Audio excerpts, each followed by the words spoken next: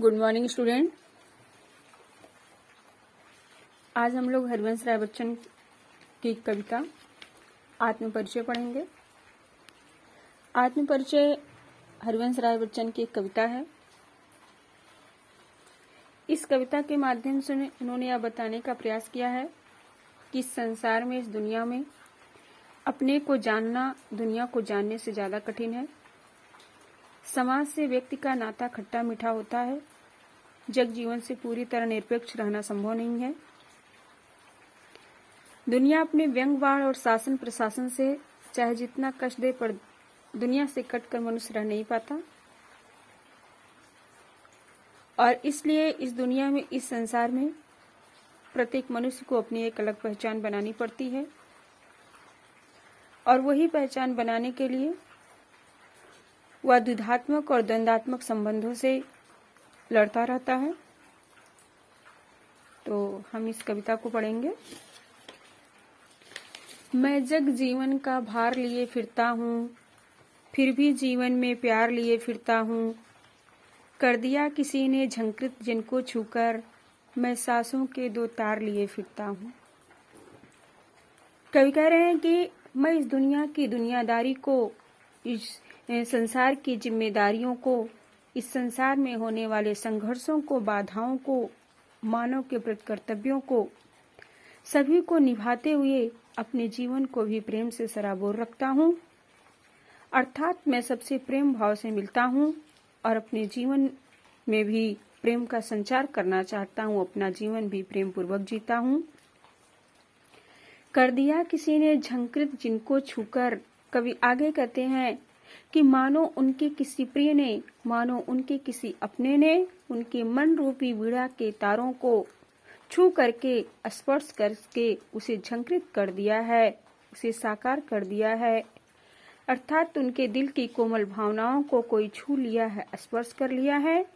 और उन कोमल भावनाओं को छू लेने से दिल में जो हलचल पैदा हुई है, धड़कन पैदा हुई है, वही सच्चा प्रेम है, वही वास्तविक प्रेम है।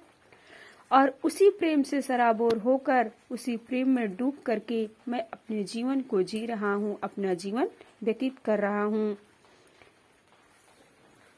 फिर से देख लीजिए। मैं जगजीवन का भार लिए फिरता हूँ, फिर भी जीवन में प्यार लिए फिरता हूँ। कवि इस आत्मपरिचय में, इस कविता में यह बताने का प्रयास कर रहे हैं कि इस मानव जीवन में अनेकों बाधाएं हैं, अनेकों संघर्ष हैं। फिर भी उन संघर्षों का, उन बाधाओं का सामना करते हुए, मानव के कर्तव्यों का निर्वहन करते हुए मनुष्य को मनुष्य से प्रेम करना चाहिए। कवि कहते हैं कि मैं इस दुनिया की दुनियादारी को पूरी तरह से निभाते हुए, मानव के प्रति कर्तव्यों का निर्वहन करते हुए, जीवन के संघर्षों का सामना करते हुए, बाधाओं का सामना करते हुए मैं अपने जीवन को भी प्रेम से सराबोर रखता हूँ। अर्थात मैं सबसे प्रेम भाव से मिलता हूँ और अपना जीवन भी प्रेम पूर्वक जीता हूँ। कर दिया किसी ने झंकृत जिनको छूकर, मैं सांसों के दो तार लिए फिरता हूँ। कवि कहते हैं कि मानो उनके किसी प्रिय ने, उनके किसी अपने ने उनके मन रूपी वीणा के तारों को झंकृत कर दिया है। अर्थात उनके दिल की कोमल भावनाओं का स्पर्श कर लिया है। और उन कोमल भावनाओं को स्पर्श कर लेने से दिल में जो हलचल पैदा हुई है, जो धड़कन पैदा हुई है, वही वास्तविक प्रेम है, वही सच्चा प्रेम है। और उसी प्रेम में सराबोर होकर, उसी प्रेम में डूबकर, उसी प्रेम से भरे हुए मैं अपने जीवन को, अर्थात सांसों के दो तार को जी रहा हूँ। मैं स्नेह सुरा का पान किया करता हूँ, मैं कभी न जग का ध्यान किया करता हूँ। जग पूछ रहा उनको जो जग की गाते, मैं अपने मन का गान किया करता हूँ।